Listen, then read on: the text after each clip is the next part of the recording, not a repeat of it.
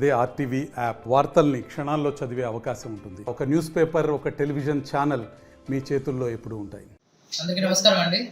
ఈ వినాయక చవితి ఉత్సవాల సందర్భంగా వినాయక నిమజ్జనం మనకి ఏ రోజైతే చేస్తారో 4వ తారీఖు కావచ్చు, లేదంటే 6వ తారీఖు కావచ్చు, లేదంటే అంతకు ముందుగానే చేసే ప్రతి ఒక్కళ్ళు కూడా ముందస్తుగా ఏ రోజు చేస్తున్నారు, ఎక్కడి నుంచి ఎక్కడికి తీసుకెళ్తారు, ఏ రూట్లో తీసుకెళ్తారు వినాయకుడి విగ్రహాన్ని, ఎంతమంది మీకు దాదాపుగా వస్తారు, ఎంతమంది ఏమేమి అరేంజ్మెంట్స్ ఉన్నాయి, ఈ ఒక విశేషాలన్నీ కూడా ఇన్ఫర్మేషన్ పోలీసులకు ముందస్తుగా ఇచ్చినట్లయితే మేము తగిన చర్యలు తీసుకోవడం జరుగుతుంది.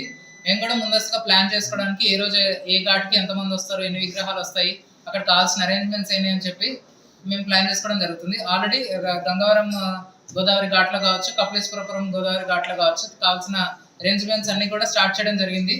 కావాల్సిన బ్యారికేడ్స్ కానీ, లైటింగ్ కానీ, వేరే జల్లు స్నానం కానీ, ర్యాంప్ కానీ, ఈ అరేంజ్మెంట్స్ అన్ని కూడా చేయడం జరుగుతుంది. పోలీస్ వారి దగ్గర నుంచి పటిష్ట బందోబస్తు కూడా ప్లాన్ చేయడం జరిగింది. కాబట్టి ఉత్సవ ఆర్గనైజింగ్ కమిటీ వారి దగ్గర నుంచి ఈ సహకారం కావాల్సిందిగా పోలీసు వాళ్ళు కోరడం జరుగుతుంది.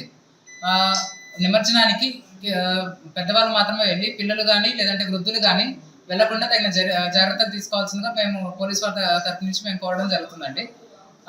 గోదావరి ఫ్లో ఎక్కువగా ఉన్న విషయం మనకు అందరికీ తెలిసిందే. సో ఇట్లాంటి సమయంలో ఆల్రెడీ మనకి లాస్ట్ టైం 2024లో దుర్గా నవరాత్రి సందర్భంగా 2 మునిగి చనిపోవడం జరిగింది. ఈ ఇన్సిడెంట్ మనకు ఆల్రెడీ ఒకటి హిస్టరీ ఉంది కాబట్టి దీన్ని దృష్టిలో పెట్టుకొని ఎవరు కూడా జాగ్రత్త లేకుండా వెళ్ళి అవాంఛనీయ సంఘటనలు ఎదురుకాకుండా చూసుకోవాలని మేము పోలీస్ వారి దగ్గర నుంచి రామచంద్రపురం సబ్ డివిజన్ నుంచి అలానే రామచంద్రపురం సర్కిల్ కానీ మణిపేట సర్కిల్ పోలీస్ వారం కానీ కోరడం జరుగుతుందండి.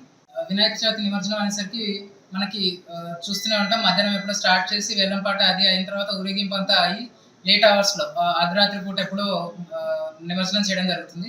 ఇది లైటింగ్ మనం ఎంత ప్రొవైడ్ చేసినా కూడా న్యాచురల్ లైట్ లేకపోతే ఆ ప్రమాదం ఎప్పుడూ ఉంటుంది. ఆ గోదావరి నది కూడా ఆటుపోట్లకి గురవుతూ ఉంటుంది కాబట్టి ప్రతి 6 అవర్స్కి ఆ టైడ్ అనేది చేంజ్ అవుతుంది. సో ఎప్పుడు ముందుకు వస్తుంది, ఎప్పుడు వెనక్కి వెళ్తుంది అనేది మనము ముందుగానే గెస్ చేయడం అది కొంచెం కష్టతరంగా మారుతుంది. దీన్ని దృష్టిలో పెట్టుకొని లైట్ ఉండగానే, న్యాచురల్ లైట్ ఉండగానే ఎర్లీగా నిమజ్జనం కంప్లీట్ చేసి మళ్ళీ అందరూ తిరిగి ఇళ్ళకి సేఫ్గా వెళ్ళినట్లయితే బాగుంటుందని చెప్పి విజ్ఞప్తి చేసుకోవడం జరుగుతుందండి. మరి లేట్ కానికుండా వీలైనంత త్వరగా నిమజ్జనం కంప్లీట్ చేసుకోవాల్సిందిగా కోరుతున్నాం. 670కి వెళ్ళింది మన రామచంద్రపురం సబ్ డివిజన్ నుంచి. సో లాస్ట్ ఇయర్తో పోలిస్తే ఇయర్ విగ్రహాలు ఎక్కువ ఉండడం కారణంగా ఇంకా ఎక్కువ జాగ్రత్తలు తీసుకోవాల్సిన అవసరం ఉంది. ప్లానింగ్ విషయంలో కూడా క్రౌడ్ నిమజ్జనం ఘాట్స్ దగ్గర ఎక్కువ పెరుగుతారు కాబట్టి ఆ 2 నిమజ్జనం ఘాట్స్ కావచ్చు, లేదంటే వెళ్ళ కాలువలో కావచ్చు, మండపేట దగ్గర కాలువలో కావచ్చు పెరుగుతారు కాబట్టి కొంచెం ఏ రోజు నిమజ్జనం చేస్తున్నారనే ఇన్ఫర్మేషన్ మాకు ముందుగా ఇచ్చినట్లయితే మేము దానికి తగిన విధంగా ప్లాన్ చేసుకోవడానికి ఆస్కారం ఉంటుంది. కేవలం ప్రశాంతంగా నిమజ్జనానికి తీసుకెళ్లాల్సిందిగా ముందుగానే కోరడం అయింది. మనము ఉత్సవాల పేరుతో కామన్ పబ్లిక్కి న్యూసెన్స్ కలిగించకుండా, ఎక్కువ డీజేలు పెట్టి వాళ్ళకి అసౌకర్యం కలిగించకుండా మనం చేసే ఉత్సవం ప్రశాంతంగా చేసుకొని వీలైనంత తక్కువ సౌండ్తో, వీలైనంత తక్కువ ఇబ్బందితో మనం ఉత్సవం కంప్లీట్ చేసుకుందామని అందరికీ విజ్ఞప్తి చేసుకోవడం జరుగుతుందండి. తెలుగులో ఫాస్టెస్ట్ న్యూస్ ఇప్పుడు కొత్త అవతారంలో 5 సెకండ్లోనే పూర్తి వార్తా సమాచారం మీ చేతిలో. సోషల్ మీడియా ట్రెండ్స్ మీ కళ్ళ ముందుకే live TV and voice search ఆప్షన్స్తో ఇప్పుడే డౌన్లోడ్ చేయండి. యాప్ లింక్ డిస్క్రిప్షన్లో ఉంది.